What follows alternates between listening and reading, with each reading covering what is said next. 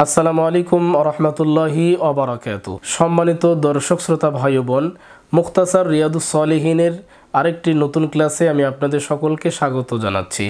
আজকে আমরা রিয়াদুস সলিহিনের বিবিধ অধ্যায়ের তৃতীয় পরিচ্ছেদের প্রথম অংশ নিয়ে আলোচনা করার চেষ্টা করব। যেহেতু আজকের এই পরিচ্ছেদটি অনেক বেশি দীর্ঘ, এজন্য আমরা দুই ভাগে ভাগ করেছি। আজকে প্রথম ভাগটি নিয়ে এবং পরবর্তী ক্লাসে দ্বিতীয় ভাগের হাদিসগুলো নিয়ে আমরা আলোচনা করার চেষ্টা করব। তো আজকের পরিচ্ছেদের শিরোনাম হচ্ছে আস-সবরু তথা ধৈর্য প্রসঙ্গ। প্রথমেই আল্লাহ তাআলার বাণী, ক্বাল আল্লাহু তাআলা ইয়া আইয়ুহাল্লাযীনা আমানুসবিরু ওয়াসবিরু, হে ঈমানদারগণ তোমরা ধৈর্য ধারণ করো এবং ধৈর্য ধারণে পরস্পরের সাথে প্রতিযোগিতা করো। এটি পবিত্র কোরআনের সূরা আলী ইমরানের 200 নম্বর আয়াতে কারিমা। ওয়াকাল তাআলা, আল্লাহ তাআলা আরও বলেন, ওয়ালানাবলুওয়ান্নাকুম বিশাইইম মিনাল খাউফি ওয়াল জুই ওয়া নাকসিম মিনাল আমওয়ালি ওয়াল আনফুসি ওয়াস সামারাত ওয়াবাশশিরিস সাবিরিন। আমি তোমাদেরকে অবশ্যই পরীক্ষা করব ভয়ের মাধ্যমে, ক্ষুধার মাধ্যমে, ওয়া নাকসিম মিনাল আমওয়ালি ওয়াল আনফুসি ওয়াস সামারাত, প্রাণ, সম্পদ এবং ফসলাদির লোকসানের মাধ্যমে আমি তোমাদেরকে পরীক্ষা করব। ওয়াবাশশিরিস সাবিরিন, আর হে নবী আপনি ধৈর্যশীলদেরকে সুসংবাদ প্রদান করুন। এটি পবিত্র কোরআনের সূরা আল বাকারার 155 নম্বর আয়াতে কারিমা। ওয়াকাল তাআলা, আল্লাহ তাআলা আরও বলেন, ইন্নামা ইউওয়াফাস সাবিরুনা আজরাহুম বিগাইরি হিসাব, নিশ্চয়ই আল্লাহ তাআলা ধৈর্যশীলদেরকে প্রতিদান দেন অপরিমিতভাবে, অর্থাৎ বিগাইরি হিসাব, অপরিমিতভাবে তিনি ধৈর্যশীলদেরকে পুরস্কার দিয়ে থাকেন। এটি পবিত্র কোরআনের সূরা জুমারের 10 নম্বর আয়াতে কারিমা। ওয়াকাল তাআলা, আল্লাহ তাআলা আরও বলেন, ওয়ালামান সাবারা ওয়া গাফারা ইন্না যালিকা লামিন আজমিল উমুর, নিশ্চয়ই যারা সবর করেছে, যারা ক্ষমা করেছে, এটি দৃঢ় সংকল্পের একটি অন্যতম বিষয়। এটি পবিত্র কোরআনের সূরা শুরা এর 43 নম্বর আয়াতে কারিমা। এরপর আল্লাহ তাআলা আরও বলেন, ওয়াস্তাঈনু বিস-সাবরি ওয়াস-সালাহ, তোমরা ধৈর্য এবং সালাতের মাধ্যমে আল্লাহর কাছে সাহায্য প্রার্থনা করো। এটি পবিত্র কোরআনের সূরা আল বাকারার 153 নম্বর আয়াতে কারিমা। ওয়াকাল তাআলা, আল্লাহ তাআলা আরও বলেন, ওয়ালানাবলুওয়ান্নাকুম হাত্তা না'লামাল মুজাহিদিনা মিনকুম আস-সাবিরিন, আমি তোমাদেরকে পরীক্ষা করি যাতে করে তোমাদের মধ্য থেকে কারা মুজাহিদ এবং কারা ধৈর্যশীল আমি তাদেরকে জানতে পারি। এটি পবিত্র কোরআনের সূরা মুহাম্মদের 31 নম্বর আয়াতে কারিমা। ওয়াল আয়াতু ফিল আমরি বিস-সাবরি ওয়া বায়ানু ফাদলিহি কাসীরাতুন মা'রুফাতুন, বলা হচ্ছে যে সবরের ব্যাপারে অনেকগুলো আয়াতে কারিমা রয়েছে, এর ফজিলতের বর্ণনা অনেক বেশি রয়েছে এবং প্রসিদ্ধ কিছু বর্ণনাও রয়েছে। এরপর আমরা হাদিস পাঠ শুরু করব।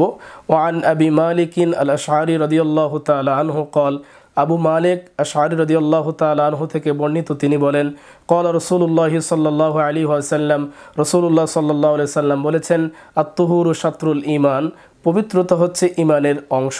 আলহামদুলিল্লাহি তামলাউল মিজান, আলহামদুলিল্লাহ এই বাক্যটি দাড়িপাল্লাকে পূর্ণ করে দেয়। ওয়া সুবহানাল্লাহি ওয়ালহামদুলিল্লাহি তামলাআনে আও তামলাউ মা বাইনাস সামাওয়াতি ওয়াল আরদি, এবং সুবহানাল্লাহ এবং আলহামদুলিল্লাহ এই দুই বাক্য আসমান এবং জমিনের মধ্যবর্তী জায়গায় যা কিছু আছে সব কিছুকে পূর্ণ করে দেয়। আস-সালাতু নূরুন, নামাজ বা সালাত হচ্ছে জ্যোতি। আস-সাদাকাতু বুরহানুন, সাদাকা হচ্ছে প্রমাণ। আস-সাবরু দিয়াউন, ধৈর্য হচ্ছে আলো। আল কুরআনু হুজ্জাতুল লাকা আও আলাইকা, পবিত্র কোরআন হয়তো তোমার পক্ষে সাক্ষী হবে অথবা তোমার বিপক্ষে সাক্ষী হয়ে কাল কিয়ামতের ময়দানে দাঁড়াবে।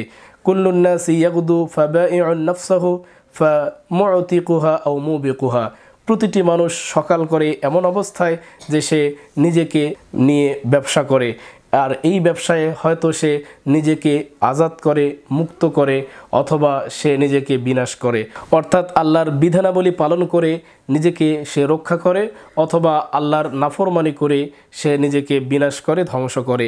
এরপরে আরেকটি হাদিস, ও আবি সাঈদ আল খুদরি রাদিয়াল্লাহু তাআলা আনহু আন্না নাসান মিনাল আনসারি সাআলু রাসূলুল্লাহি সাল্লাল্লাহু আলাইহি ওয়াসাল্লাম ফাআতাহুম, আবু সাঈদ আল খুদরি রাদিয়াল্লাহু তাআলা আনহু থেকে বর্ণিত যে আনসারি সাহাবীদের মধ্য থেকে কিছু মানুষ রাসূলুল্লাহ সাল্লাল্লাহু আলাইহি ওয়াসাল্লামের কাছে সাহায্য চাইলেন।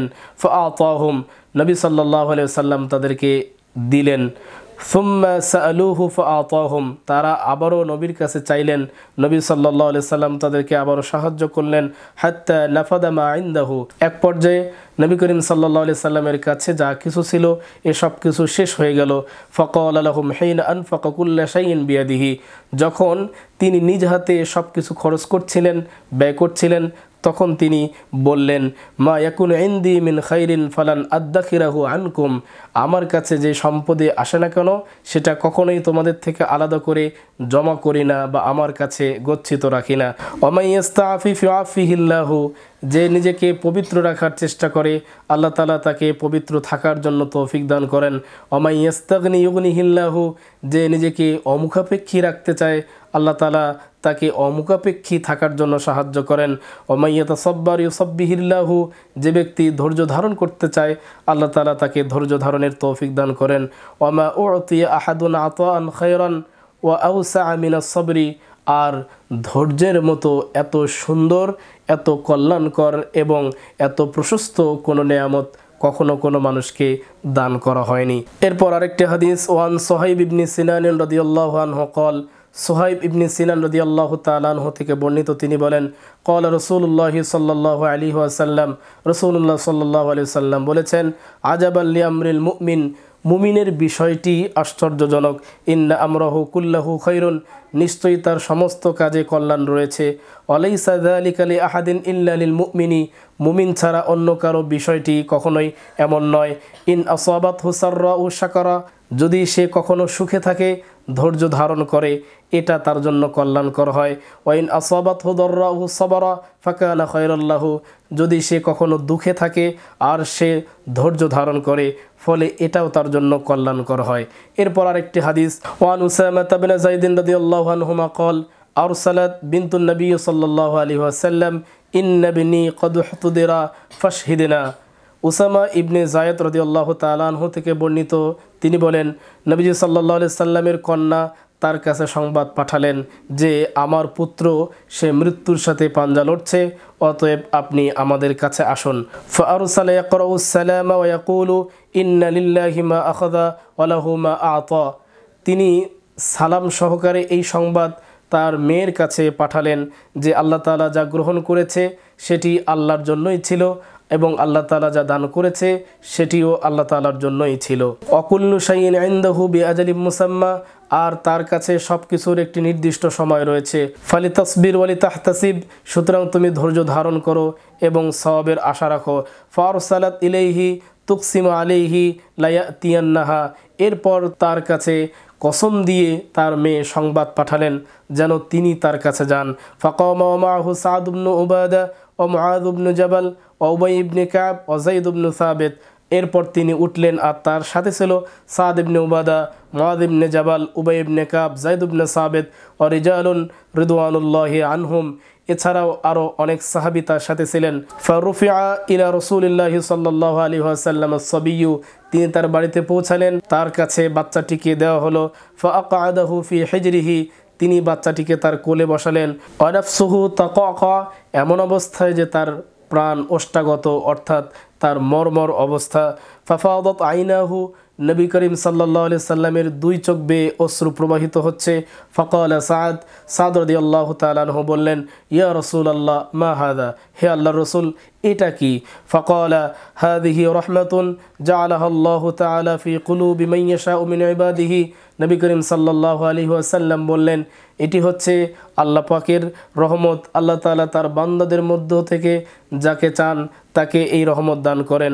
ওয়া ইন্নামা ইয়ারহামুল্লাহু মিন ইবাদিহির রুহামা, আর নিশ্চয়ই আল্লাহ তাআলা তার বান্দাদের মধ্য থেকে যারা দয়াশীল তাদেরকেই তিনি দয়া করেন, তাদের উপরে তার রহমত বর্ষিত হয়। প্রিয় সুধী, আজকের এই হাদিসগুলো থেকে আমরা একটা শিক্ষাই পাই, সেটা হচ্ছে ধৈর্য ধারণ করার শিক্ষা।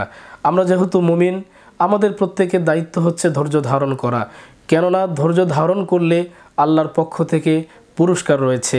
পবিত্র কোরআনে ইরশাদ হয়েছে, ইন্নাল্লাহা মাআস সাবিরিন, নিশ্চয়ই আল্লাহর সাহায্য সবরকারীদের সাথে রয়েছে, ধৈর্যশীলদের সাথে রয়েছে। যখন আমরা বিপদে আপদে ধৈর্য ধারণ করব তখন আল্লাহর সাহায্য এবং আল্লাহর রহমত বৃষ্টির মতো আমাদের উপরে বর্ষিত হতে থাকবে। তো সম্মানিত সুধী, এই ছিল মুখতাসার রিয়াদুস সালিহিন হাদিস গ্রন্থের বিবিধ অধ্যায়ের তৃতীয় পরিচ্ছেদের প্রথম অংশের আলোচনা। পরবর্তী ক্লাসে আমি আপনাদের সকলকে স্বাগত জানিয়ে আজকে এখানেই বিদায় নিচ্ছি। আসসালামু আলাইকুম ওয়া রাহমাতুল্লাহি ওয়া বারাকাতুহু।